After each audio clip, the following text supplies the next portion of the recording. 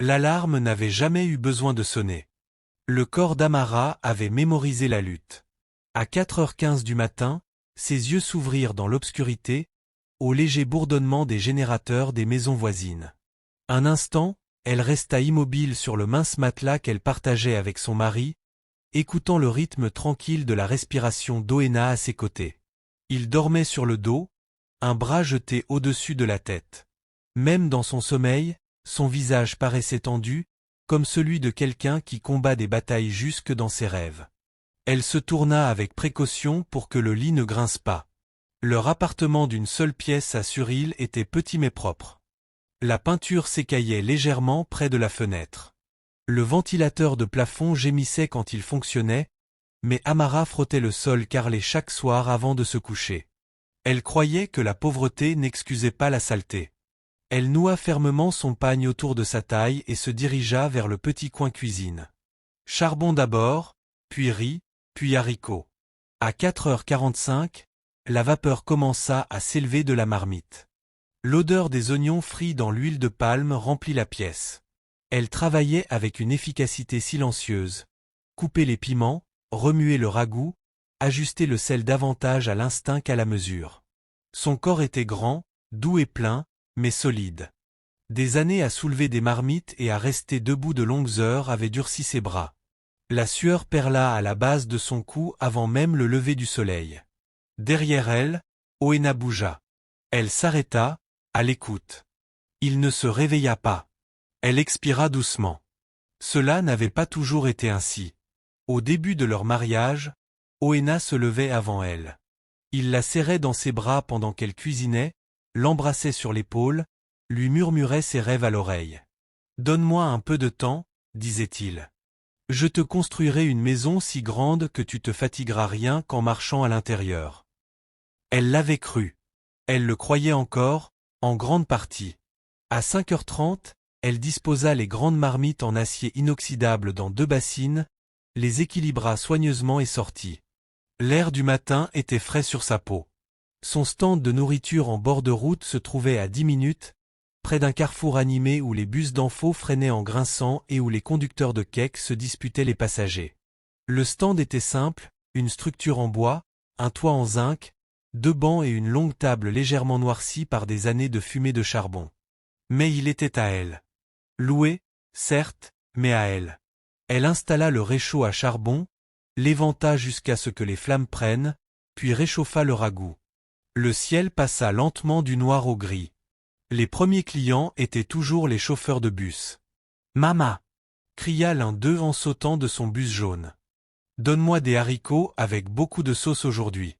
J'ai besoin de force. » Elle sourit largement. « Si tu paies plus, tu auras plus. » Ils rirent. Elle servit rapidement, ses gestes automatiques, une louche de riz, une portion de sauce, banane plantain posée, emballage dans du papier aluminium. Les pièces tintaient dans son bol en plastique. À 7h, le carrefour bourdonnait de bruit. Des mécaniciens des ateliers voisins passaient. Des employés de bureau s'arrêtaient avant d'aller travailler. Un groupe d'enseignantes partageait toujours la même table, bavardant entre 2 bouchées. Certaines étaient aimables, d'autres moins. « Ah, Amara, avec ta taille, tu n'as même pas besoin de vendre à manger. » Lança un jour une femme en riant fort. « Ton mari profite bien. » Des rires suivirent. Amara sourit poliment. À l'intérieur, elle ravala la brûlure. Si seulement elle savait. Oena détestait qu'elle vende de la nourriture. Il détestait cela. Non pas parce que l'argent n'était pas utile, il payait le loyer, l'électricité, la nourriture, et parfois son transport pour des entretiens. Il détestait ce que cela signifiait. J'ai étudié l'ingénierie pendant 5 ans, avait-il dit 2 nuits plus tôt, la voix tranchante. 5 ans, Amara, et ma femme vend du riz au bord de la route. Elle lavait des assiettes quand il avait parlé. Tu crois que j'aime ça ? Avait-il continué. Tu crois que je ne ressens pas la honte quand on me demande ce que je fais maintenant ? Elle avait essuyé ses mains lentement avant de se tourner vers lui. C'est temporaire, avait-elle dit doucement. Tu auras ton opportunité. Il avait ri, mais ce n'était pas un rire heureux. Tu crois trop au miracle. Peut-être. Mais quelqu'un devait y croire. À midi, le soleil devint cruel. La chaleur pesait sur ses épaules tandis qu'elle se tenait au-dessus du ragoût bouillant. La sueur trempait son chemisier. Ses pieds la faisaient souffrir. Pourtant, elle continuait. Elle pensait à Oena, à l'homme qu'elle avait épousé, grand, brillant, ambitieux. À la façon dont il expliquait autrefois des concepts d'ingénierie avec enthousiasme, dessinant des schémas sur des bouts de papier. À ses promesses de voyage, de confort, d'une vie au-delà de la lutte. Le marché du travail avait brisé quelque chose en lui. Entretien après entretien. Trop qualifié, pas assez expérimenté. Nous vous rappellerons. Il ne rappelait jamais. Elle voyait comment les refus l'érodaient. Comment la fierté se transformait peu à peu en amertume. Et parfois, cette amertume se tournait vers elle non pas violemment, mais douloureusement. Ce soir-là, après avoir fermé son stand et compté les gains de la journée 18 500 naira nigérians, elle rentra lentement chez elle. Le soleil descendait, jetant une lumière orange sur les rues. Elle était fatiguée, mais en entrant et en voyant Oena assis à la table, son ordinateur portable ouvert, quelque chose en elle s'adoucit. « Des nouvelles » demanda-t-elle doucement. Il ne leva pas les yeux tout de suite. Puis il referma l'ordinateur. « Rien. » Elle posa l'argent sur la table. « Je paierai une partie de l'électricité demain. » Il fixa l'argent, puis elle. « Tu ne devrais pas avoir à faire ça. » Elle esquissa un faible sourire. « Mais je peux. » Sa mâchoire se crispa. « Tu es ma femme.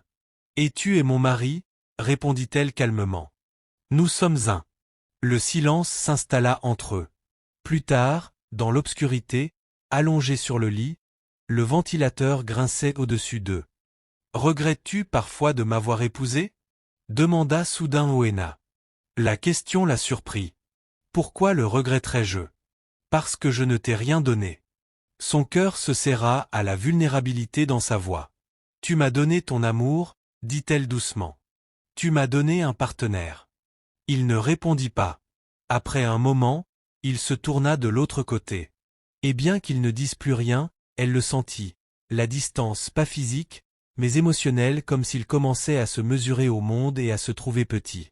Et parfois, quand un homme se sent petit, il cherche quelque chose de plus petit encore sur quoi se tenir.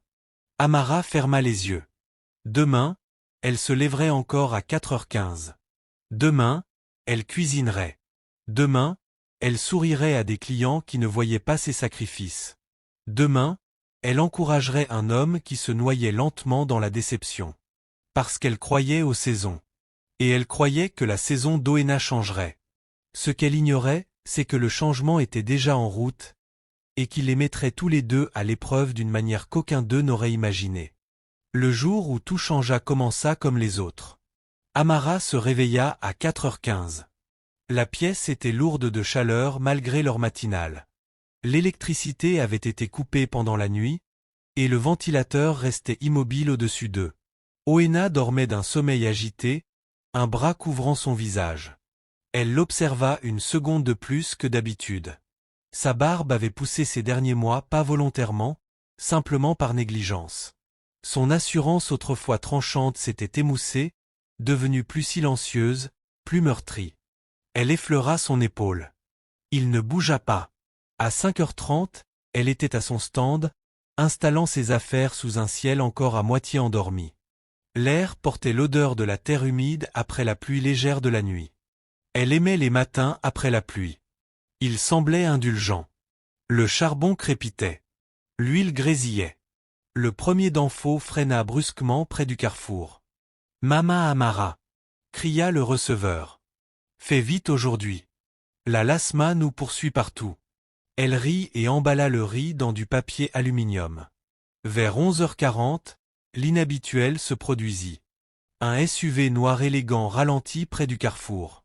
Il n'avait pas sa place ici, trop poli, trop silencieux, trop cher pour une rue remplie de vendeurs ambulants et de bus jaunes. Plusieurs têtes se tournèrent. Le véhicule s'arrêta juste devant son stand. Amara fronça légèrement les sourcils, s'essuyant les mains sur son tablier. Peut-être quelqu'un s'était-il perdu. La portière arrière s'ouvrit. Un homme en descendit. Grand. Costume sombre. Chemise blanche impeccable. Des chaussures cirées qui, manifestement, n'avaient jamais connu la poussière de Lagos avant cet instant. Il retira lentement ses lunettes de soleil et regarda autour de lui, comme pour confirmer l'endroit. Puis ses yeux se posèrent sur elle. « Bonjour », dit-il calmement. Sa voix ne correspondait pas à la rue. Elle était maîtrisée, instruite, précise. Amara se redressa instinctivement. « Bonjour, monsieur. Vous voulez à manger ?» Quelques clients observaient la scène avec curiosité. L'homme jeta un bref regard à ses marmites, puis revint à son visage. « Êtes-vous mademoiselle Amara Okoye ?» Son cœur fit un bond. Très peu de gens utilisaient encore son nom de jeune fille. Oui, c'est moi. Il s'approcha, veillant à ne pas frôler le comptoir en bois. « Je m'appelle Maître Cunel a dit. » Le nom ne lui disait rien, mais le titre, si. Baristé. Avocat. Son estomac se noua. Je représente la succession du feu Chief Emma Okoye. Le nom la frappa comme un écho lointain. Okoye, le nom de son père. Son père avait autrefois mentionné un cousin parti à l'étranger des décennies plus tôt, un homme riche. Ils avaient perdu contact. Cela avait toujours ressemblé à une légende, l'oncle fortuné dans un pays lointain. « Je ne comprends pas », dit-elle doucement. « Je crois que vous êtes sa nièce. » Je ne l'ai jamais rencontré. C'est exact. Une petite foule commençait à se former. Lagos aimait les drames. L'avocat jeta un regard autour de lui, évaluant l'attention croissante. Pouvons-nous parler en privé? Son pouce s'accéléra. Les conversations privées avec des avocats n'annonçaient jamais de petites choses. Elle hocha lentement la tête. Chinidu, appelait-elle un jeune garçon qui l'aidait parfois à laver les assiettes. Surveille le stand pour moi. Il fixa le SUV, les yeux écarquillés, puis acquiesça. Amara s'essuya encore les mains et suivit l'avocat vers un coin ombragé près d'une boutique fermée. Il ouvrit un dossier en cuir. Ses gestes étaient mesurés. J'ai le regret de vous informer que Chief Emma Okoye est décédée il y a 3 semaines à Londres. Sa gorge se dessécha. Elle ne ressentit rien d'abord. On ne peut pas pleurer quelqu'un qu'on n'a jamais connu. Je suis désolée, dit-elle automatiquement. Il ne s'est jamais marié, poursuivit l'avocat. Pas d'enfant. Aucun frère ou sœur survivant. Il marqua une pause. Vous êtes sa seule parente de sang vivante confirmée. Les mots semblaient irréels. Ce n'est pas possible, murmura-t-elle. Il doit y avoir quelqu'un d'autre. Il n'y a personne d'autre. Il sortit un document. Avant son décès, il a modifié son testament. Votre nom apparaît comme unique bénéficiaire de l'intégralité de sa succession. Un bourdonnement envahit ses oreilles. Succession. Bénéficiaire. Des mots trop grands pour son monde. Monsieur, je vends du riz, dit-elle doucement, presque en s'excusant. Son expression ne changea pas. Oui. Le silence s'étira. Elle se força à poser la question. De quelle somme s'agit-il? Il soutint son regard. Chief Okoye possédait plusieurs parts dans la distribution pétrolière, des propriétés à Londres et à Dubaï, ainsi que plusieurs portefeuilles d'investissement. Il tourna une page. La valeur estimée totale de sa succession est d'environ 33 millions de dollars. Le monde vacilla. Ses genoux fléchirent. Elle s'agrippa au rideau métallique derrière elle. 30. Combien? 33 millions de dollars. Le bruit du carrefour s'éloigna, devenu un simple bourdonnement sourd. 33 millions. Elle essaya de convertir mentalement. Impossible. C'était trop loin de sa réalité. Elle pensa aux 18 500 Naira gagnés la veille. À la facture d'eau impayée. À Owena, assis dans cette pièce étouffante, se sentant comme un raté. C'est une erreur, murmura-t-elle. Ce n'en est pas une. Il lui tendit une copie du testament. Son nom s'y affichait en lettres officielles, Amara Ngozi Okoye. Ses mains commencèrent à trembler. Pourquoi moi? Demanda-t-elle faiblement. L'avocat hésita, puis répondit honnêtement.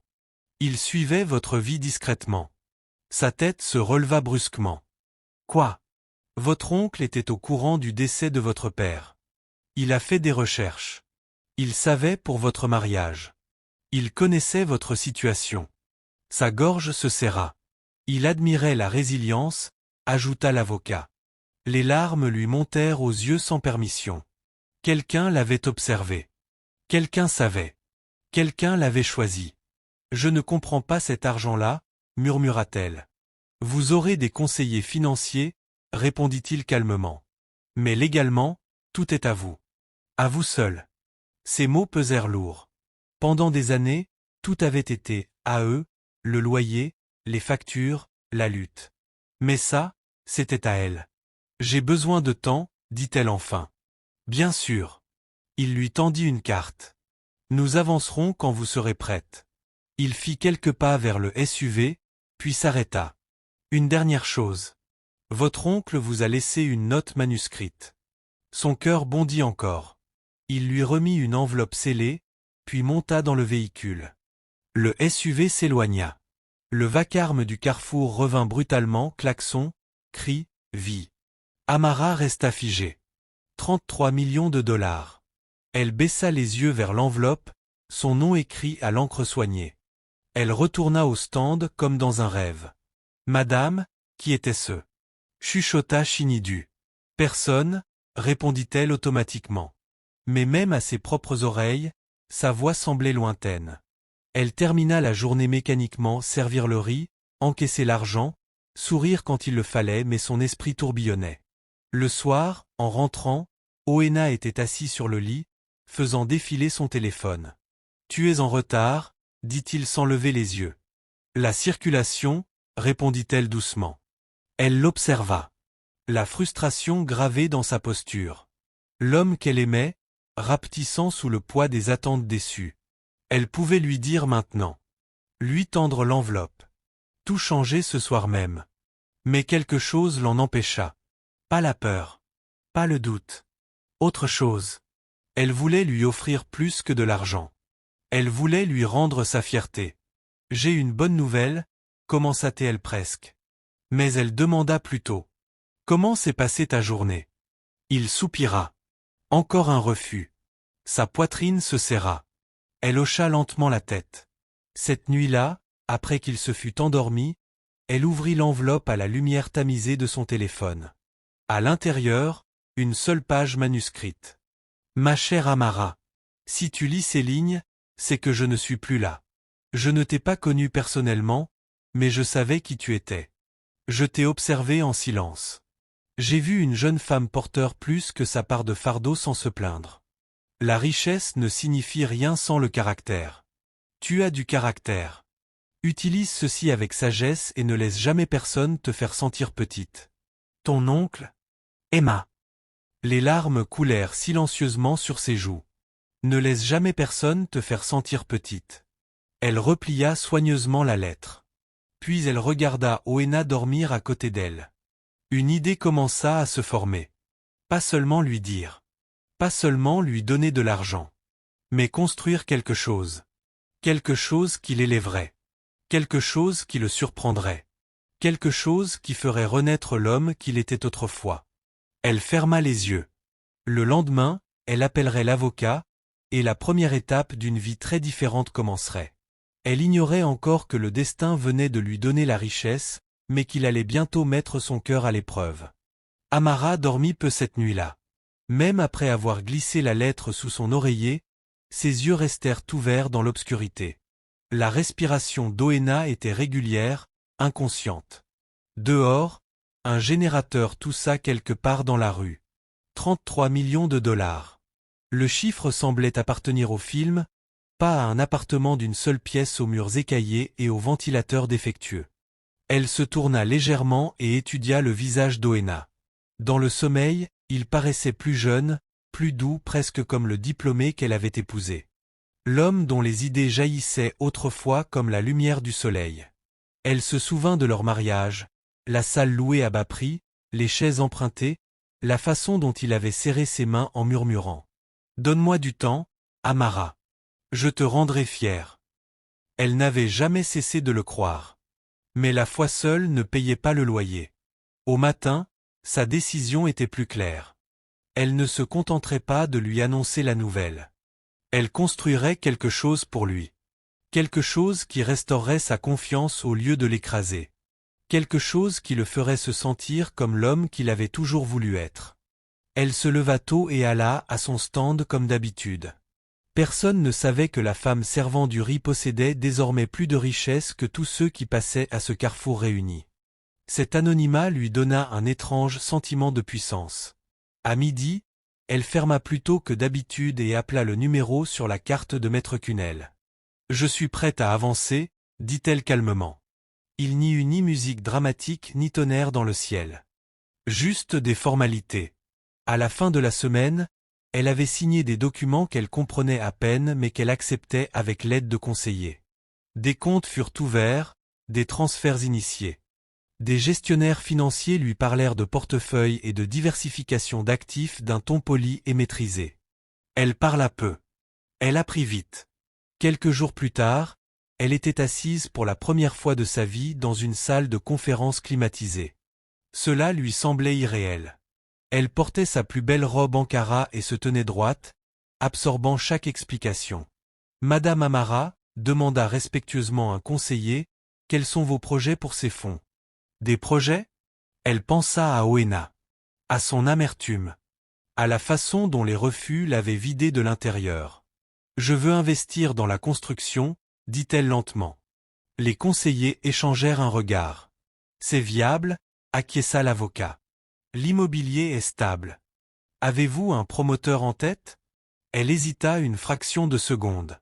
« Oui. » Ce soir-là, quand elle rentra à la maison, Oena était inhabituellement silencieux. « Un ancien camarade de classe m'a appelé », dit-il d'un ton plat. « Il vient d'acheter une voiture. » Elle posa doucement son sac. « Tant mieux pour lui. » Il eut un rire amer. « Tout le monde avance. » Elle s'assit à côté de lui. « Ton tour arrive. » Il ne répondit pas. Cette nuit-là, après qu'il se fût endormi, elle ouvrit son téléphone et rédigea son plan. Étape 1. Créer une société holding. Étape 2. Lancer un projet de construction à haute valeur compétitive. Étape 3. Publier un appel d'offres public. Étape 4. S'assurer qu'Oena le voit, sans se douter de rien. Ce ne serait pas facile. Mais elle voulait que ce soit réel, pas de la charité, pas de la pitié. Une opportunité. Les semaines passèrent. Discrètement, efficacement, ses conseillers l'aidèrent à enregistrer une société de développement sous une structure juridique qui dissimulait son identité personnelle. Tout était légal, transparent, anonyme. Elle choisit un projet assez audacieux pour attirer l'attention. Un domaine de luxe dans un quartier huppé de l'Équille. 3 étages. Matériaux importés. Automatisation complète. Piscine à débordement. Coût estimé, 33 millions de dollars. Le symbolisme ne lui échappa pas lorsque l'appel d'offres fut diffusé dans les circuits professionnels. Oena le vit quelques jours plus tard. Elle était dans la cuisine cet après-midi-là lorsqu'elle l'entendit crier depuis la pièce. « Amara !» Son cœur bondit. Elle entra en s'essuyant les mains. « Qu'est-ce qu'il y a ?» Il tourna l'ordinateur vers elle. « Regarde ça !» Elle fit semblant de parcourir le document avec désinvolture, bien qu'elle en connaisse chaque ligne. « C'est du niveau international », murmura-t-il. 33 millions de dollars. Investisseurs privés. Domaine haut de gamme. Ils acceptent les propositions. Un petit sourire se forma sur ses lèvres. « Tu vas postuler ?» Il la fixa. « Tu es sérieuse ? C'est plus grand que tout ce que j'ai jamais géré. Tu en es capable, dit-elle doucement. Il la regarda plus longtemps que d'habitude. « Tu le crois vraiment ? Je t'ai épousé parce que je le crois. » Quelque chose vacilla dans ses yeux. De la fierté. Peut-être de l'espoir. Cette nuit-là, il dormit à peine. Il travailla sur son dossier jusqu'à 2 heures du matin, murmurant des calculs, révisant des budgets, ajustant des plans techniques. Elle restait allongée à côté de lui, feignant le sommeil. Chaque frappe sur le clavier ressemblait à une graine plantée. Des semaines plus tard, il reçut l'email. Elle entendit la notification avant lui. Son cœur battait si fort qu'elle craignait qu'il ne l'entende. Il ouvrit le message. Silence. Puis une inspiration brusque. Amara. Elle se tourna. Je l'ai eu. Sa voix tremblait. Ils m'ont attribué le contrat. Il se leva d'un bond, faisant les 100 pas dans la petite pièce. Tu comprends ce que ça signifie? C'est ma percée. C'est tout. Il la prit dans ses bras et la fit tourner d'excitation. Pendant un instant, c'était comme si l'ancien Oena était revenu. Joyeux. Confiant. Vivant. Elle rit à travers ses larmes. Oui, murmura-t-elle contre sa poitrine. Tout. Les semaines suivantes, la vie changea rapidement. Oena se transforma. Il acheta de nouveaux costumes, des chaussures plus élégantes. Il tailla soigneusement sa barbe. Il parlait au téléphone d'un ton autoritaire. Oui, j'approuverai ce design. Envoyer l'analyse structurelle. Planifier l'appel avec l'investisseur. Il se déplaçait comme un homme renaissant. Elle l'observait attentivement. La fierté était revenue. Mais autre chose aussi. La distance. Il rentrait plus tard. Parfois, il dînait dehors, prétextant des réunions prolongées. Tu n'as pas besoin de m'attendre, dit-il un soir. Elle hocha la tête. Elle ne posa pas de questions. Chaque semaine, elle recevait des mises à jour du chantier par ses conseillers, photos des fondations, importations de matériaux, rapports d'entrepreneurs. Elle les étudiait en silence la nuit. Son manoir. Construit par son mari. Son cœur se gonflait à l'idée du jour où elle révélerait tout. Elle l'imaginait clairement, il terminerait la maison, la grande révélation, elle s'avancerait et dirait « C'est à nous ». Il rirait, incrédule. Il s'excuserait pour chaque moment d'insécurité. Ils emménageraient ensemble. Et cette saison de lutte deviendrait une histoire qu'ils raconteraient à leurs enfants. Elle s'accrochait à cette vision. Mais la vie suit rarement le scénario que l'amour écrit. Un soir, alors qu'il s'habillait pour un autre dîner d'investisseurs, il la regarda d'un air critique. « Ne m'attends pas », répéta-t-il. Elle sourit faiblement. « D'accord. » Il marqua une pause près de la porte. « Peut-être que tu devrais envisager de renouveler ta garde-robe, » dit-il d'un ton détaché. « Maintenant que je travaille à ce niveau, l'apparence compte. » Les mots étaient légers. Mais leur poids était lourd. Elle força un hochement de tête. « D'accord. » Quand la porte se referma, elle s'assit lentement. Renouveler son apparence. Elle regarda ses mains, rugueuses après des années à cuisiner et laver. Était-ce le prix du succès? Elle repoussa cette pensée. Non. Il s'adaptait seulement. Il retrouvait ses repères. C'était temporaire. Elle devait le croire. Tard dans la nuit, en consultant les dernières images du chantier sur son téléphone, elle murmura. Encore un peu. Elle avait maintenant la richesse, le pouvoir, le contrôle. Mais elle choisissait la patience. Parce qu'elle l'aimait. Ce qu'elle ne voyait pas, c'est que le succès ne reconstruisait pas seulement la confiance d'Oena. Il remodelait aussi ses valeurs. Et plus il montait, moins il regardait en arrière. Le jour où Oena signa officiellement le contrat, il porta son unique costume bleu marine, celui acheté 2 ans plus tôt pour un entretien qui ne l'avait jamais rappelé. Amara l'avait payé avec 3 semaines de vente de nourriture, en insistant que c'était un investissement. Maintenant, en ajustant ses manches devant leur miroir fissuré, le costume semblait différent sur lui. Ou peut-être était-ce lui. « Tu es élégant », dit Amara doucement. Il acquiesça. Mais son sourire était plus tranchant que joyeux. « Je dois avoir l'air à ma place dans ces salles maintenant. »« À ma place. » Ce mot encore. Elle ravala l'émotion qui montait et lui tendit son dossier. À l'étude juridique, cet après-midi-là, Oena signa les documents qui changeraient tout. 33 millions de dollars structurés en phase, exigences strictes de qualité, supervision internationale. Un projet sur lequel on bâtit une carrière. Quand il rentra ce soir-là, il ne marchait pas. Il flottait. Ils m'ont traité comme un vrai ingénieur, dit-il en faisant les 100 pas. Pas comme un diplômé au chômage qui supplie pour une chance. Amara sourit. Je te l'avais dit. Il saisit ses mains. Ce n'est que le début. Et pendant un moment, cela le fut vraiment. 2 semaines plus tard, le chantier démarra dans un quartier huppé de l'Équille. Portail haut. Poste de sécurité. Route lisse. Un monde loin du carrefour poussiéreux où Amara vendait du riz. Oena s'y plongea totalement. Il se levait tôt non plus avec angoisse, mais avec urgence. Son téléphone vibrait sans cesse. Architecte. Fournisseur. Investisseur. Pour la première fois depuis des années, il était nécessaire. Valorisé. Respecté. Il rentrait avec des histoires.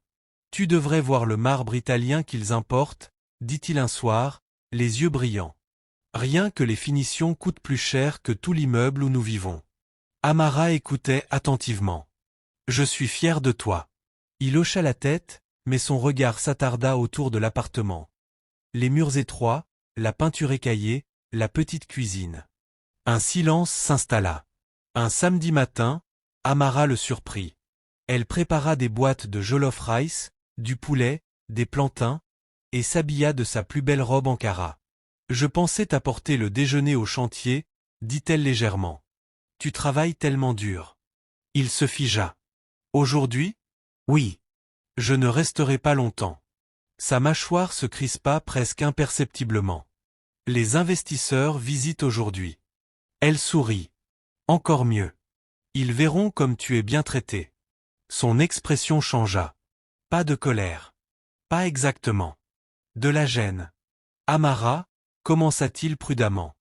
Ce n'est pas ce genre d'environnement. Son cœur bondit. Quel genre? C'est corporatif. Des partenaires internationaux. Des architectes étrangers. Ce n'est pas un cadre de bord de route. Les mots restèrent suspendus entre eux. Je ne t'embarrasserai pas, dit-elle doucement. Il expira brusquement. Ce n'est pas ce que je veux dire. Mais c'était exactement ce qu'il voulait dire. Elle le vit clairement. La peur que quelqu'un demande. Qui est-elle? Et qu'ils doivent répondre. C'est ma femme. Elle vend de la nourriture au bord de la route. Il s'approcha, baissant la voix. Gardons les choses professionnelles. D'accord. Je mangerai quand tu rentreras. Elle hocha lentement la tête. D'accord. Elle rangea silencieusement la nourriture sur la petite table. Ce jour-là, elle mangea seule. Au fil des mois, Oena changea. Subtilement d'abord. Puis moins subtilement. Il renouvela toute sa garde-robe, acheta de nouvelles montres, utilisa des mots comme portefeuille et actif dans les conversations ordinaires. Son téléphone était toujours face contre table.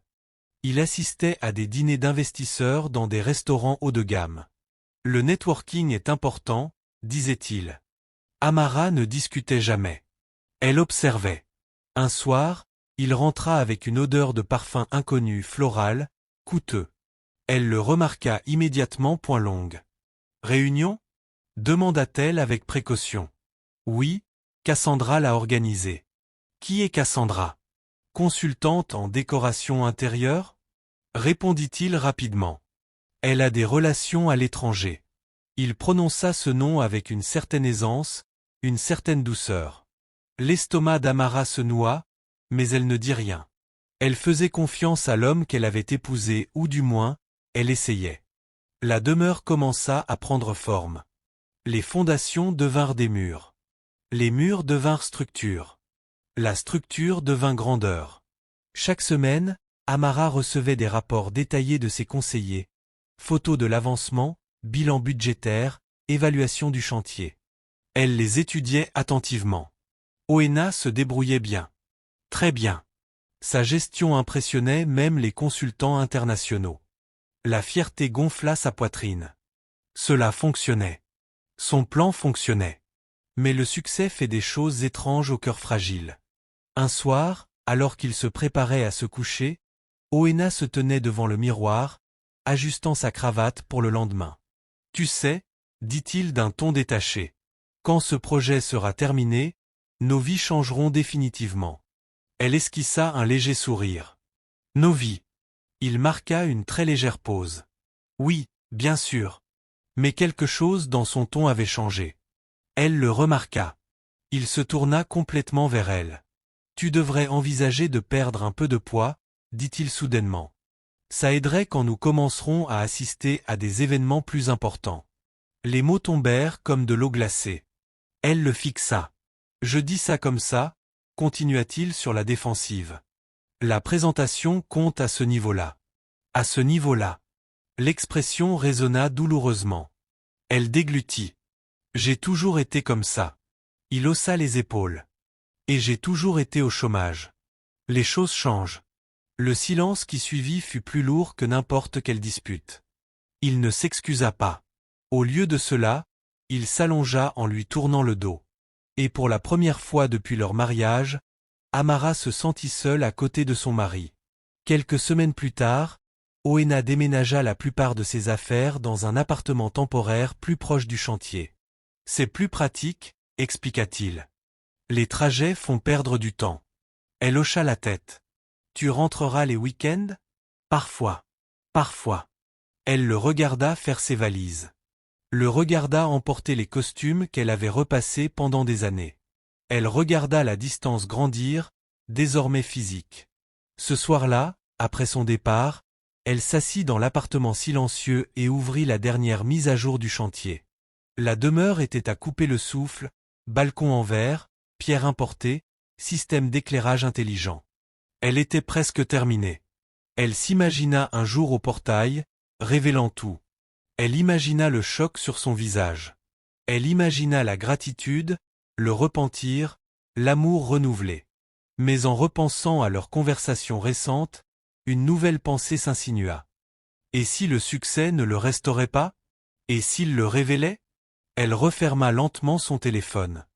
Les paroles de son oncle résonnèrent dans sa mémoire. Ne laisse jamais personne te faire te sentir petite. Elle regarda autour d'elle le petit appartement qu'elle avait entretenu pendant des années pendant qu'il cherchait une opportunité. Et elle comprit quelque chose de silencieusement dévastateur. Autrefois, Oena se sentait petit parce qu'il manquait de succès. À présent, il commençait à la faire se sentir petite parce qu'il l'avait trouvée. Et la demeure n'était plus seulement un bâtiment. Elle devenait un miroir reflétant ce qu'il était vraiment. Elle s'allongea seule sur le lit. Le ventilateur grinçait au-dessus d'elle. Quelque part à l'équille, son mari marchait sur des sols en marbre et dans des couloirs de verre, parlant avec assurance au téléphone, riant avec des consultants qui n'avaient jamais connu sa lutte. Elle se demanda, quand la maison serait terminée, pour qui se croirait-il devenu trop bien? Cassandra n'était plus seulement un nom. Elle devint une présence. Au début, c'était subtil. Une photo identifiée ici, une mention en passant, une séance stratégique tard le soir. Oena prononçait désormais son nom souvent, avec aisance, avec confort. Cassandra a suggéré de passer aux carreaux espagnols. Cassandra a des contacts à Dubaï. Cassandra comprend le branding de luxe. Chaque fois, Amara acquiesçait en silence, mais elle remarquait le changement de ton. Il ne parlait pas de Cassandra comme de ses collègues masculins. Il y avait de l'admiration, de l'excitation, de la validation. Et un soir, cette validation se révéla pleinement. Amara avait fini de ranger son stand plus tôt et décida, sans trop savoir pourquoi, de consulter la page publique de son mari. Il était devenu plus actif récemment. Plus visible. Plus soigné. La photo était là. Sur le chantier. Oena, dans un costume gris ajusté, lunettes de soleil, sourire confiant. À ses côtés, Cassandra, mince, claire de peau, longs cheveux lisses tombant sur une combinaison crème, talons de créateur légèrement enfoncés dans le gravier du chantier et pourtant toujours élégante. Sa main reposait légèrement sur son bras. La légende disait « Construire des rêves avec des esprits brillants ». #luxe #niveau supérieur. Cassandra avait commenté la première. Si fière de cette vision feu étincelle. Oena avait répondu « Impossible sans toi ». Amara fixa l'écran longtemps. Les mots ne criaient pas l'infidélité, mais ils murmuraient quelque chose de plus profond. Un déplacement. Elle posa soigneusement le téléphone. Ce soir-là, Oena ne rentra pas. Un message à 22h47. Dîner avec des investisseurs prolongé. Je dors à l'appartement du chantier. Elle répondit simplement. D'accord. Elle ne demanda pas quel investisseur. Elle ne demanda pas pourquoi la voiture de Cassandra apparaissait en arrière-plan d'une autre photo publiée ce même soir dans un restaurant haut de gamme. Elle ne demanda pas pourquoi le sourire qu'il portait sur ses photos n'était plus apparu à la maison depuis des mois.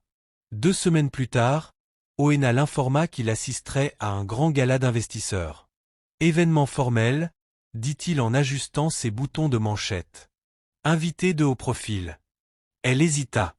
Dois-je venir? La pièce devint silencieuse. Il ne répondit pas immédiatement. Puis il se racla la gorge. Ce n'est pas nécessaire. Pas nécessaire. Sa poitrine se serra. Je suis ta femme. Oui, dit-il avec impatience. Mais ces événements sont stratégiques. L'image compte. L'image. Encore ce mot. Elle baissa les yeux vers son corps inconsciemment. Vers la douceur qu'elle avait portée toute sa vie. Vers les courbes qu'il appelait autrefois belles. Je peux bien m'habiller, dit-elle doucement. Ce n'est pas seulement une question de vêtements, répondit-il. Il s'arrêta, mais trop tard. Juste cette fois, ajouta-t-il. C'est plus simple. Plus simple. Pour qui? Elle força un sourire. D'accord. Après son départ, elle se plaça devant leur petit miroir. Elle s'observa longuement.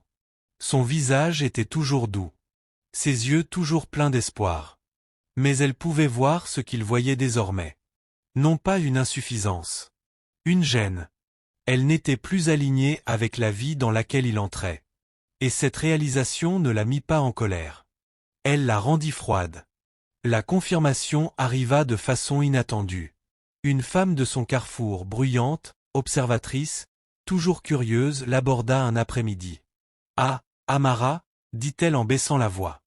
J'ai vu ton mari hier au Saphir Lounge. » Amara continua de remuer son ragoût. « Ah bon? Avec une belle fille en jaune. » Ils avaient l'air très proches. Les mains d'Amara ne cessèrent pas de bouger. Peut-être le travail. La femme secoua la tête avec insistance. Ça ne ressemblait pas au travail. Elle s'éloigna. Amara termina de servir un client avant que ses mains ne commencent légèrement à trembler. Ce soir-là, elle n'attendit pas les réseaux sociaux. Elle conduisit. Oui, elle conduisit. Ses conseillers avaient insisté pour qu'elle apprenne immédiatement après l'héritage. Elle avait acheté une Mercedes noire, modeste mais élégante, quelques semaines plus tôt. Oena ignorait qu'elle lui appartenait. Il pensait qu'elle appartenait à la société de développement. Elle se gara discrètement devant le Saphir Lounge. Et elle les vit à travers la vitre. Oena, penchée en arrière sur sa chaise, riait librement. Cassandra assise près de lui, sa main posée sur sa cuisse sous la table.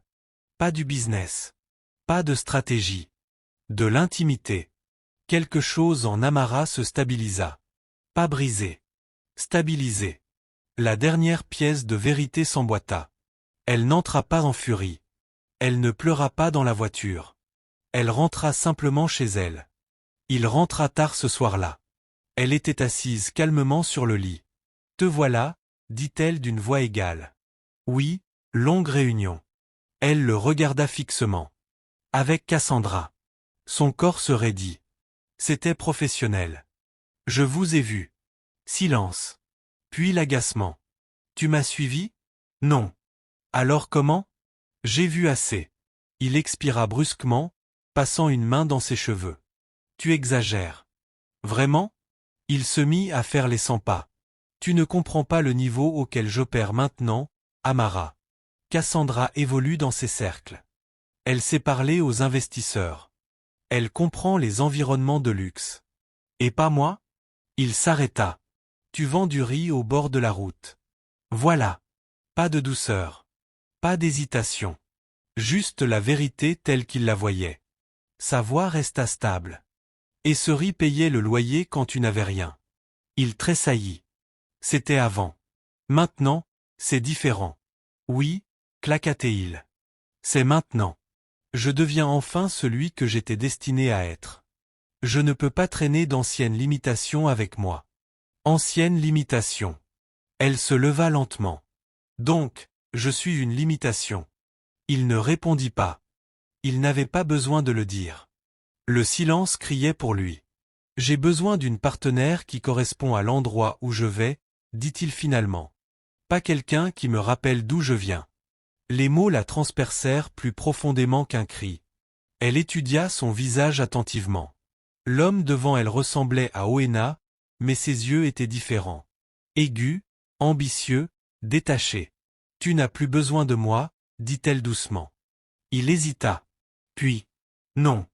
Le mot tomba comme un verdict final. Tu mérites quelqu'un à ton niveau, continua-t-il froidement. Et moi, je mérite quelqu'un au mien. Niveau. Toujours ces histoires de niveau maintenant. Elle hocha lentement la tête. Quand dois-je partir? Sa mâchoire se crispa.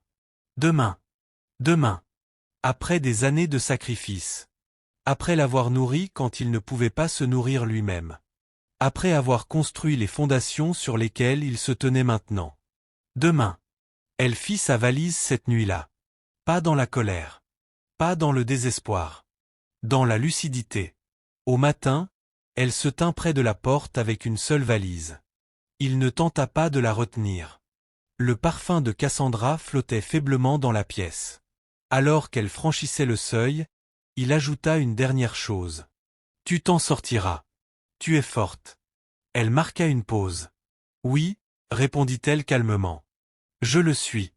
Et tandis qu'elle s'éloignait, il ne réalisa pas qu'il venait de se débarrasser de la femme même qui lui avait donné la plateforme sur laquelle il se tenait.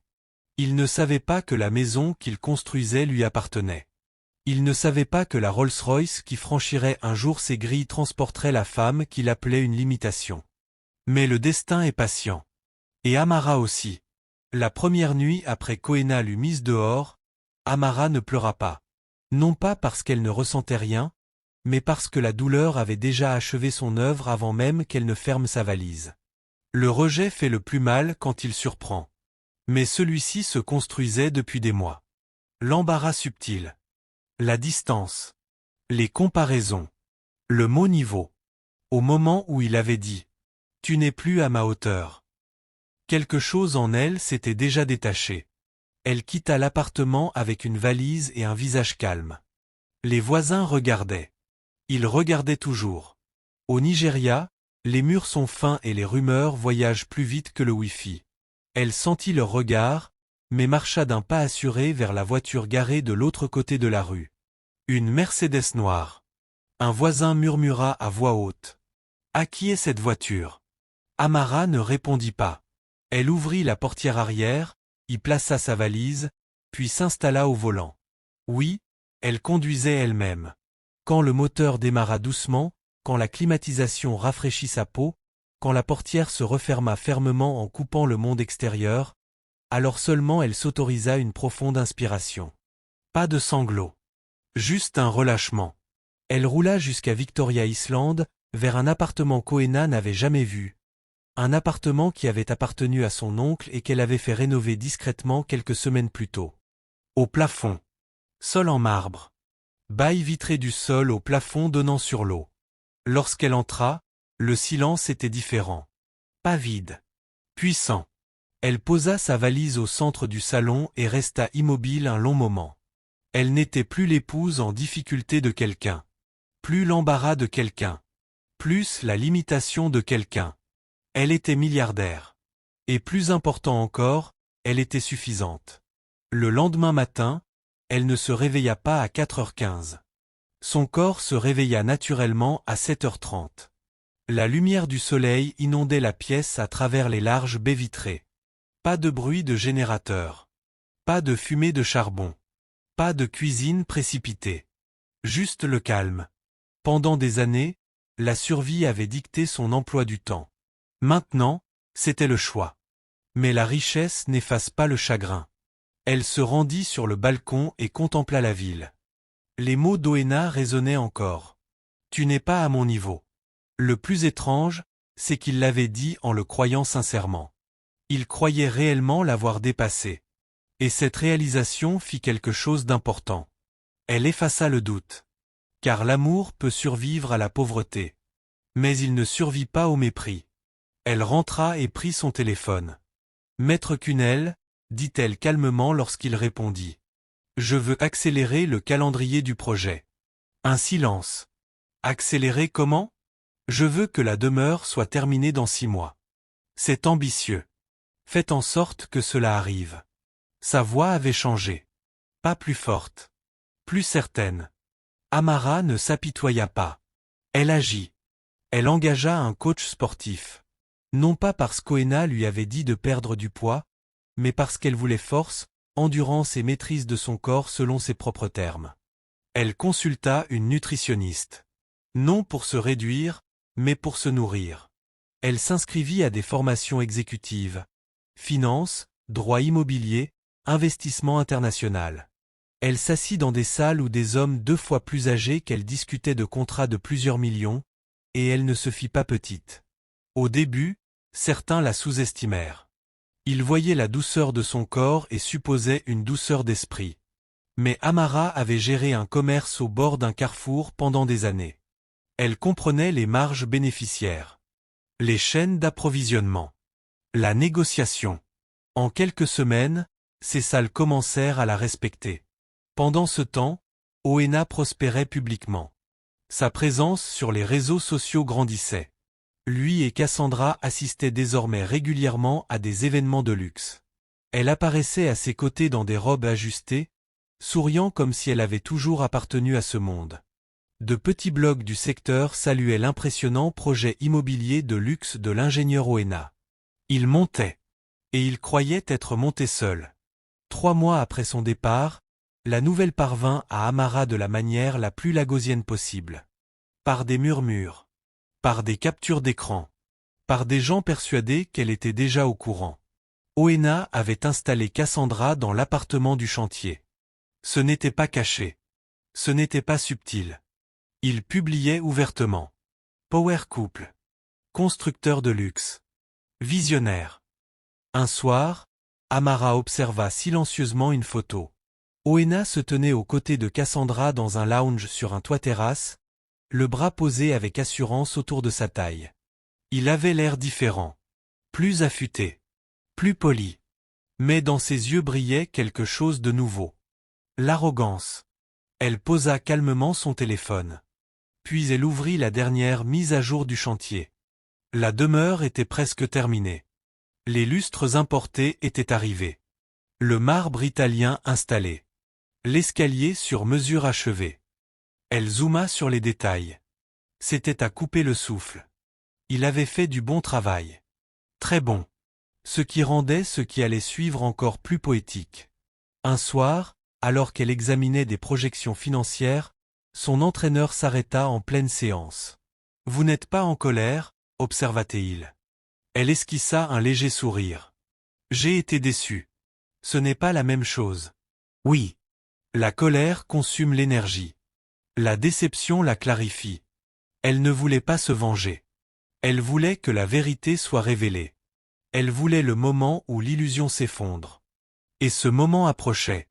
Ses conseillers programmèrent la cérémonie officielle de remise des clés. Oena n'avait jamais rencontré le véritable propriétaire.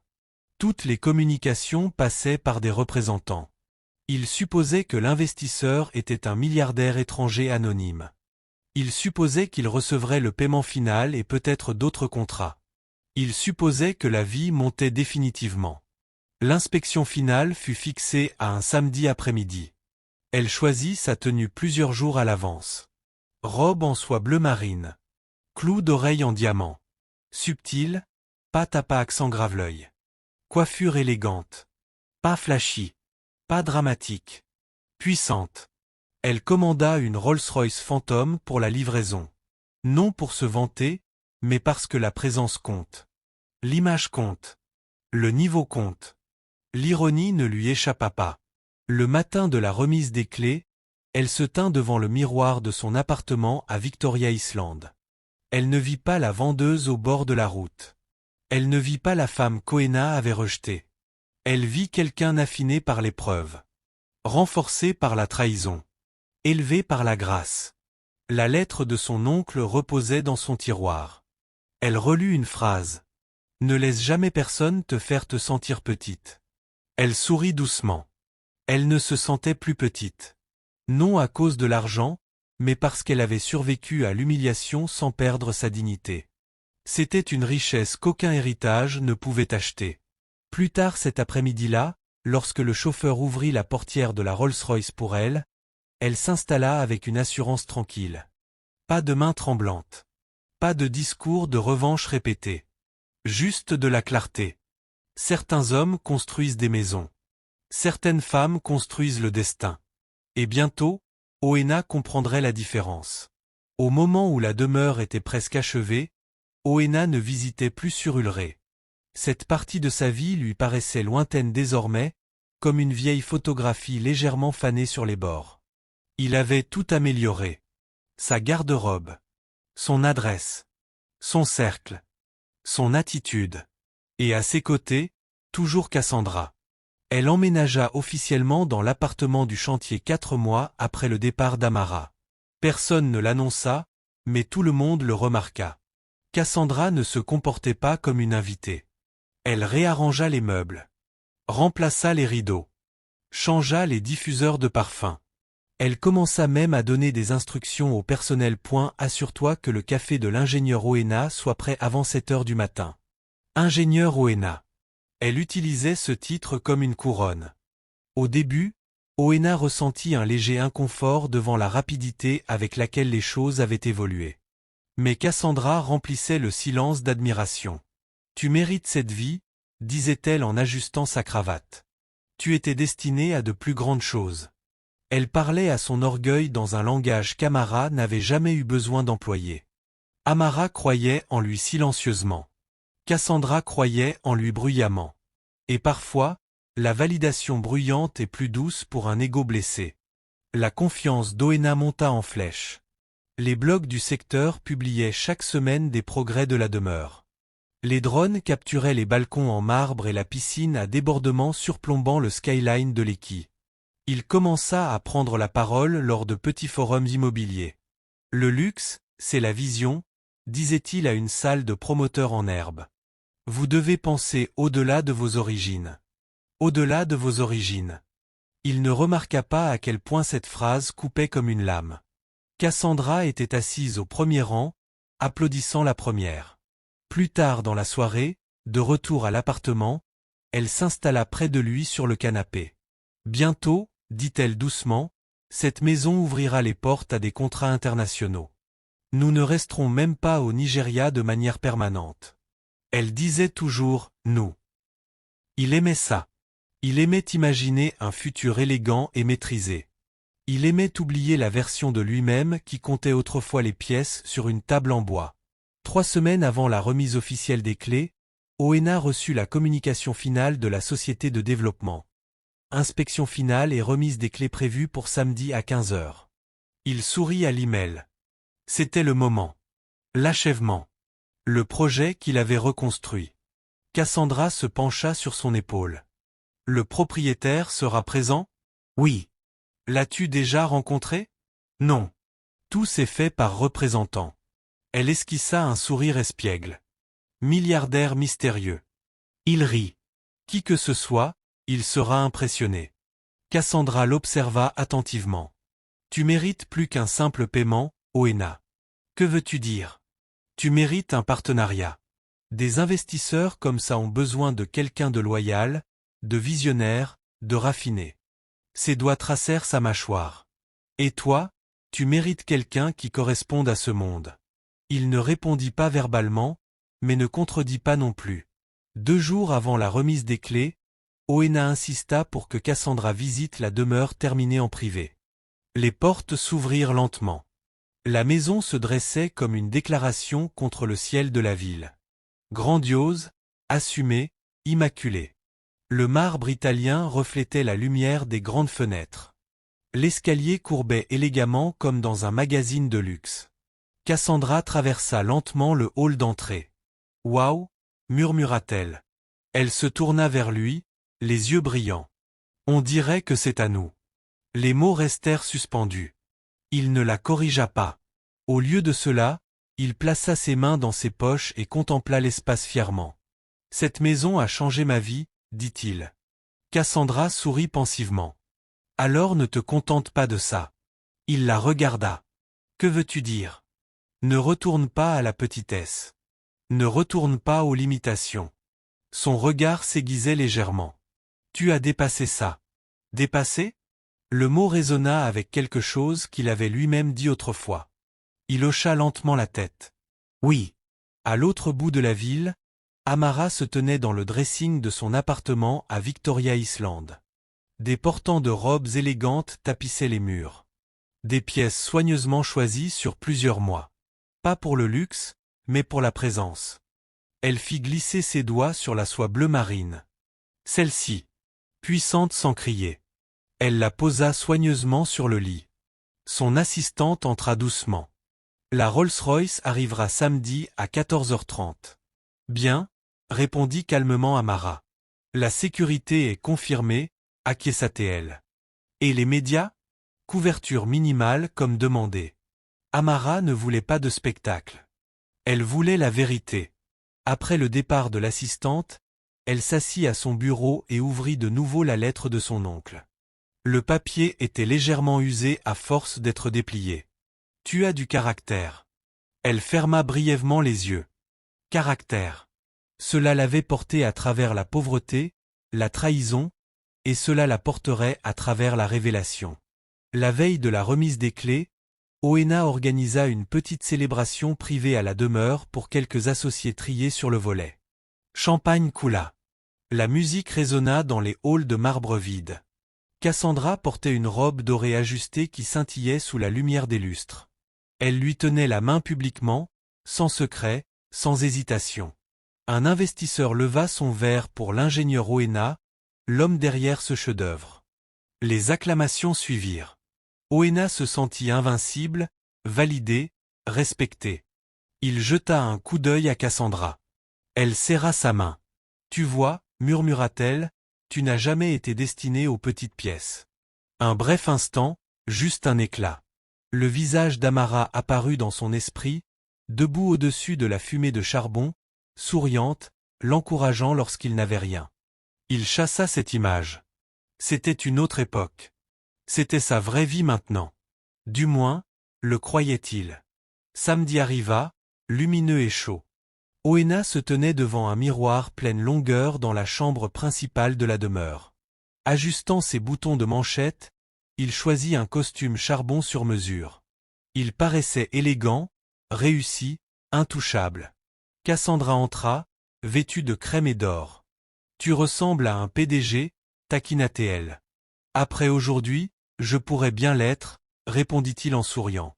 Elle s'avança. Quoi qu'il arrive, dit-elle doucement, ne te sous-estime pas. Le propriétaire devrait se sentir chanceux.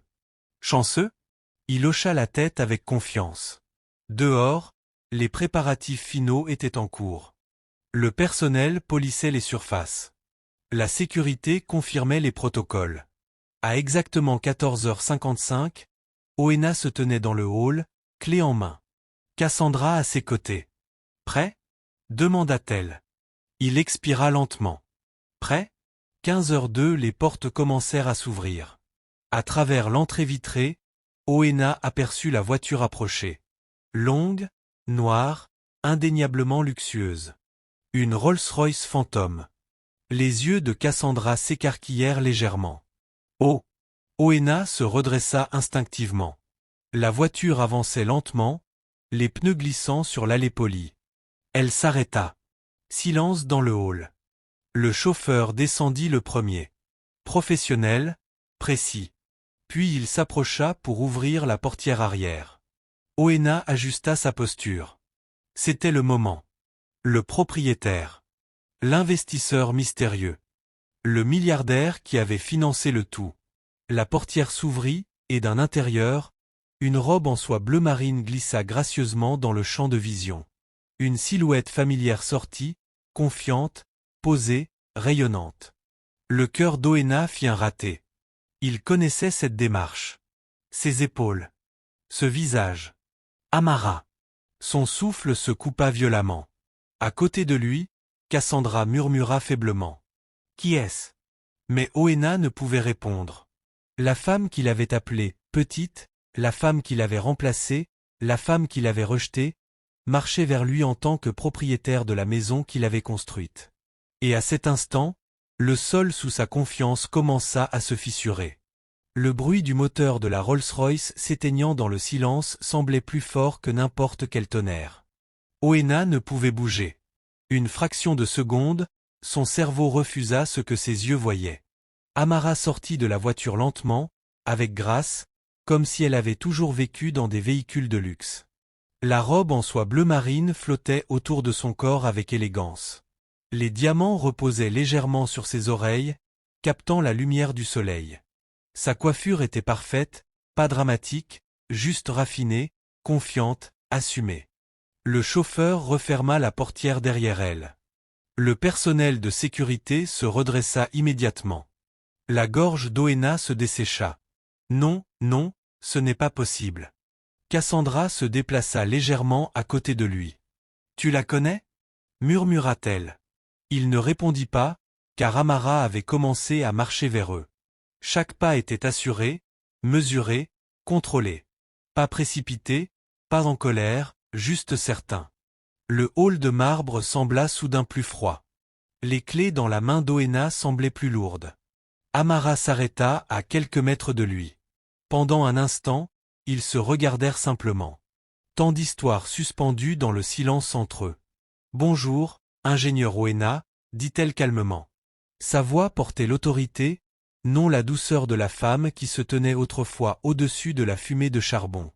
Les lèvres d'Oena s'entr'ouvrirent, mais aucun son ne sortit. Cassandra fit un pas en avant. « Je suis désolé. Êtes-vous le représentant du propriétaire ?» Amara tourna lentement son regard vers Cassandra. « Je suis le propriétaire. » Les mots étaient simples, mais ils explosèrent. Cassandra cligna des yeux. « Je suis désolé. La maison. » Amara continua calmement. « Appartient à moi. » Oena trouva enfin sa voix. « Amara, que signifie cela ?» Elle soutint son regard avec calme. « La vérité. » Il secoua légèrement la tête comme pour se réveiller. « Ce n'est pas drôle. Je ne plaisante pas. » Elle fit un geste subtil vers l'équipe de sécurité et le chauffeur, qui se tenaient respectueusement derrière elle. « Vous communiquez avec mes représentants légaux depuis un an. » Sa respiration devint superficielle. « Non, » murmura-t-il. « L'investisseur, la société de développement. »« Ma société » corrigea-t-elle doucement. L'air changea. Cassandra retira sa main du bras d'Oena. « Vous voulez me dire, » dit-il lentement, « que vous avez financé tout ce projet ?»« Oui. » Le silence qui suivit était suffocant. Il la fixa. « Vraiment. » Cherchant des signes de tromperie. « Aucun. Juste la maîtrise de soi. »« Comment ?» demanda-t-il enfin. L'expression d'Amara s'adoucit légèrement. « Mon oncle est décédé. » La reconnaissance scintilla dans ses yeux. « Tu te souviens, » continua-t-elle, « de l'avocat qui était venu à mon stand de nourriture ?» Son esprit fit un flashback. Oui, il se souvenait qu'elle avait mentionné un visiteur étrange une fois. Il n'avait posé aucune question. Il ne s'en était pas soucié. « Il m'a tout laissé, » dit-elle calmement. 33 millions de dollars. La valeur exacte du contrat. Son estomac se noua. « Toi ?» Sa voix se brisa. « Tu m'as donné le contrat ?» Oui. Le silence les enveloppa comme un étau. Cassandra fit un petit pas en arrière. Sa posture changea. Elle calculait maintenant, comprenant. « Alors tu savais » dit Oena d'une voix rauque. « Je savais que tu avais besoin d'une opportunité » dit-elle en continuant calmement. « Je voulais te surprendre. Je voulais que tu construises quelque chose d'extraordinaire. Je voulais que tu te tiennes à nouveau droit. » Ses yeux n'accusaient pas. Cela rendait la situation encore plus douloureuse. « Je prévoyais de tout révéler lorsque la maison serait terminée, » ajouta-t-elle. « Elle était censée être à nous. » Les mots le traversèrent comme une lame. Cassandra inspira fortement. « Attends, » dit-elle en se tournant vers Oena. « Elle est ta femme ?» Amara acheva calmement. Le mot tomba comme un marteau. Le visage de Cassandra perdit toute couleur. « Tu m'as dit que vous étiez séparés. » Oena ne dit rien, car il avait présenté la situation comme une étape nécessaire, un désaccord, une transition de croissance. Amara plongea la main dans sa pochette et l'attendit. « Puis-je avoir les clés, ingénieur ?» Son ton était professionnel, formel, détaché. Sa main trembla en regardant les clés. La maison dont il se vantait. Le chef-d'œuvre qui, selon lui, l'élevait. La maison qu'il comptait utiliser comme tremplin vers les cercles d'élite. Il plaça les clés dans sa paume. Le contact ne dura qu'une seconde, mais il brûla. Ton travail est impressionnant, dit-elle sincèrement. Tu as géré le projet correctement. Pas de sarcasme, pas d'amertume. Cela le rendait insupportable. Cassandra se déplaça mal à l'aise. Tu ne m'as pas dit ça, murmura-t-elle à Oena. Il ne pouvait pas la regarder car, à ce moment précis, quelque chose de brutal s'installa en lui. Il avait rejeté la femme qui avait financé sa renaissance. Il l'avait appelée petite, l'imitation, et elle avait été l'architecte de son plus grand succès. Amara se tourna légèrement, scrutant le hall. Le lustre au-dessus scintillait. Les sols en marbre reflétaient son image. C'est magnifique, dit-elle doucement. Elle passa lentement devant eux, talons résonnant doucement, la sécurité suivant à distance respectueuse. Oena resta figée. Cassandra parla enfin à nouveau. C'est fou, avala-t-il difficilement, mais ce n'était pas la folie qu'il ressentait. Il se sentait exposé, dépouillé, réduit, car le récit qu'il avait construit sur lui-même, l'ingénieur autodidacte qui s'élevait de rien, s'était effondré en quelques secondes. Il ne s'était pas élevé seul. Il avait été porté, et il avait repoussé les mains qu'il avait élevées. Amara atteignit l'escalier et s'arrêta. Elle se retourna. Ingénieur Oena. Il leva lentement les yeux. Oui. Ses yeux contenaient quelque chose de puissant. Pas de vengeance. Pas de triomphe. De la clarté. Tu as dit un jour que je n'étais pas à ton niveau. Les mots pesaient lourd. J'espère que maintenant tu comprends quelque chose. Sa gorge se serra. Le niveau, continua-t-elle doucement, n'est pas déterminé par le revenu. Silence. Il se révèle par le caractère. Le regard de Cassandra passa entre eux. Oena sentit la chaleur monter dans son cou. Chaque mot frappait précisément là où ça faisait le plus mal. Je te souhaite du succès dans tes futurs projets, ajouta Amara calmement. Le paiement pour celui-ci sera finalisé comme convenu. Convenu. Strictement professionnel. C'était tout ce qu'il était pour elle désormais. Professionnel. Elle se détourna et continua de monter l'escalier. Le bruit de ses talons résonna jusqu'à ce qu'elle disparaisse de vue. Le hall semblait caverneux. Vide. Cassandra retira complètement sa main de son bras. Tu m'as menti, dit-elle d'un ton plat. Il ne répondit pas, car son accusation semblait minime comparée à celle qui hurlait dans son propre esprit. Il avait trahi la loyauté pour l'image. Il avait troqué la dévotion contre la validation, et la femme qu'il avait remplacée venait de franchir ses portes comme la véritable propriétaire de tout. Cassandra expira fortement. « Je ne me suis pas inscrite pour du drame », murmura-t-elle sans attendre sa réponse. Elle se tourna et marcha vers la sortie. Ses talons claquaient plus vite que la tête d'Amara. La porte se referma derrière elle. Et pour la première fois depuis plus d'un an, Oena resta seul dans la maison qu'il avait construite. Pour la femme qu'il avait rejetée, il s'assit lentement dans l'un des fauteuils immaculés du hall. Son reflet le regardait depuis le sol en marbre poli, pas puissant, pas élevé, juste exposé. Et quelque part au-dessus de lui, dans la suite principale qui lui avait toujours été destinée, Amara se tenait près du balcon, regardant la ville, ni célébrant, ni se réjouissant, juste respirant. Car parfois, la plus grande vengeance n'est pas la destruction. C'est la révélation. Et Oena venait de voir la sienne. La maison semblait différente après son départ du hall. Elle ne ressemblait plus à son chef-d'œuvre. Elle ressemblait à un monument. Un monument à l'orgueil. Oena resta assis longtemps après que les talons de Cassandra se soient tus dans l'allée. Le silence s'étendit autour de lui, pressant ses oreilles. Les mêmes murs qu'il admirait autrefois semblaient maintenant accusateurs. Chaque surface polie reflétait non pas le triomphe, mais la vérité. Il se leva lentement et regarda autour de lui. Il avait traversé ce hall des dizaines de fois avec autorité, avec un sentiment de possession, la confiance gonflant dans sa poitrine. Maintenant, il se sentait comme un visiteur, parce qu'il l'était. La maison n'avait jamais été à lui. Et, apparemment, le succès qu'il pensait avoir acquis seul ne l'était pas non plus. Son téléphone vibra. Cassandra. Il fixa l'écran avant de répondre. Allô? Qu'est-ce que c'était exactement? Sa voix claqua dans le haut-parleur. Il avala. Elle est ma femme. Tu m'as dit que vous étiez séparés. Nous étions séparés ou mariés. Silence. Comprends-tu seulement à quoi ça ressemble? Elle continua. Tu m'as laissé construire un avenir avec toi alors que ta femme finançait tout? Il ferma les yeux. Il n'avait jamais envisagé les choses de cette façon. Il n'avait presque jamais pensé à autre chose qu'à lui-même.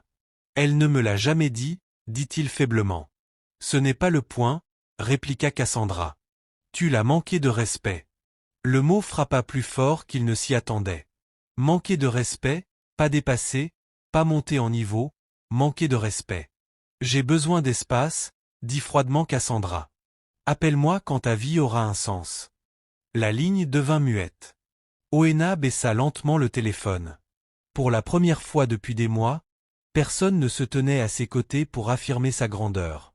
Pas d'applaudissements, pas d'admiration, juste le silence, et les souvenirs le submergèrent. Amara se réveillant avant le lever du soleil. L'odeur du ragoût imprégnant ses vêtements. La façon dont elle comptait les pièces soigneusement sur la petite table en bois. La manière dont elle lui souriait après de longues journées. La façon dont elle disait « Ton heure viendra ». Il pressa ses mains contre ses tempes. Elle avait cru en lui quand il ne croyait pas en lui-même. Et lorsque son heure arriva, il l'a remplacée parce qu'elle lui rappelait la saison dont il avait honte. Parce qu'il avait confondu humilité et faiblesse. Parce qu'il valorisait l'apparence plus que la loyauté.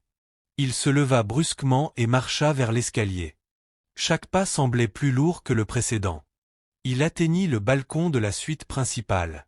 Les portes étaient ouvertes, mais elle avait disparu. Seules de légères traces de son parfum flottaient dans l'air. Il sortit et regarda le skyline de la ville. Cette vue était censée symboliser son élévation. Au lieu de cela, elle le narguait. L'ironie se tordait profondément dans sa poitrine. Elle lui avait donné la plateforme, et il l'avait utilisée pour s'éloigner d'elle. 3 jours passèrent avant qu'il ne trouve le courage d'aller la voir. Il ne lui fallut pas longtemps pour trouver sa nouvelle adresse. La richesse laisse des traces. Lorsqu'il arriva au complexe d'appartements de Victoria Island, la seule porte de sécurité lui noua l'estomac. Il donna son nom.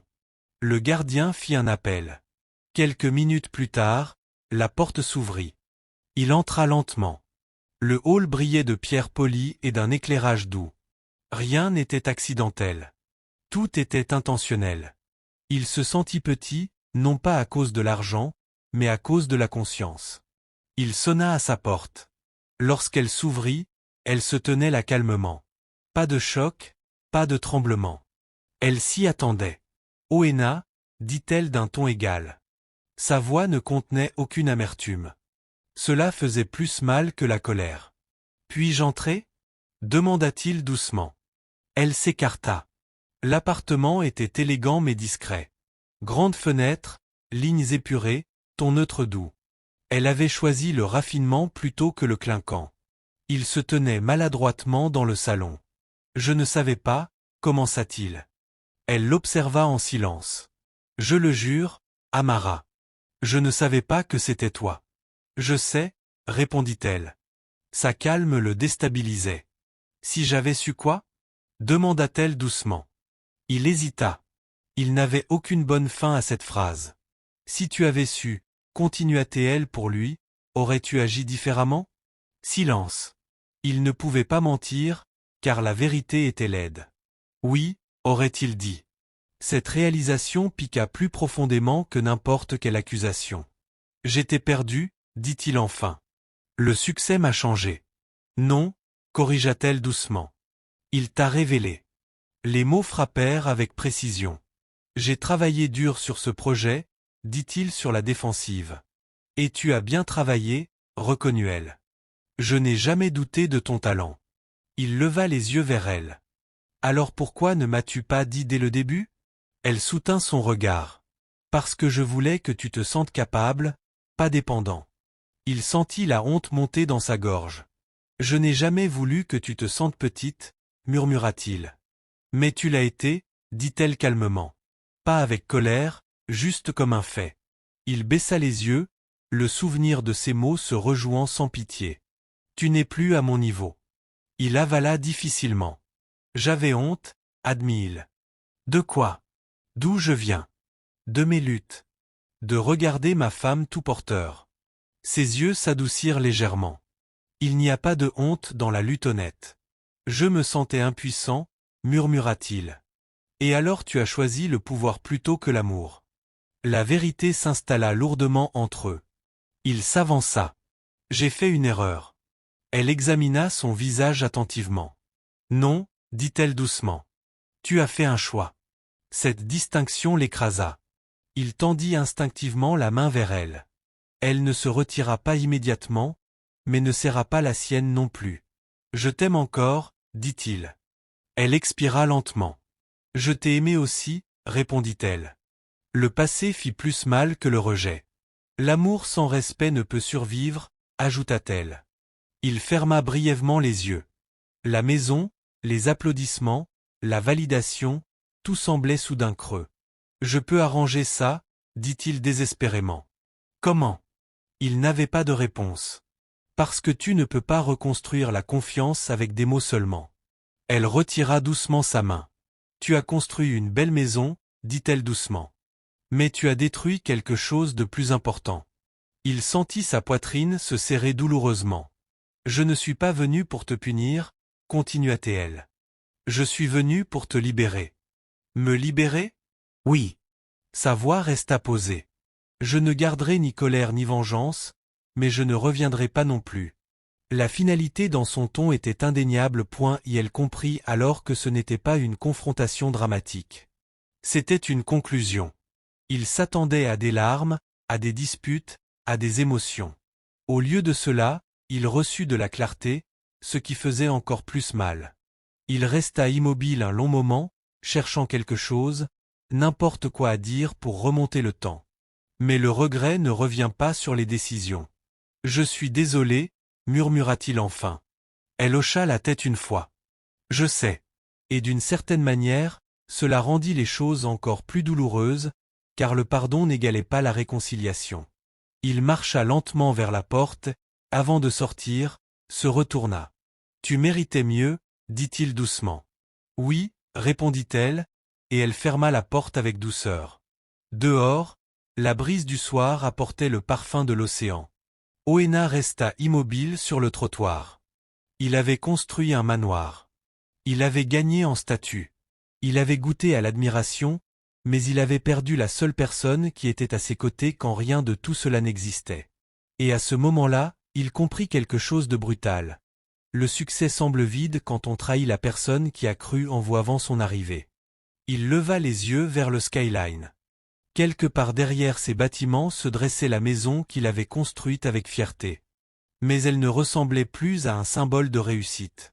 Elle ressemblait à un rappel de ce qu'il avait échangé et de ce qu'il ne pourrait jamais reconstruire.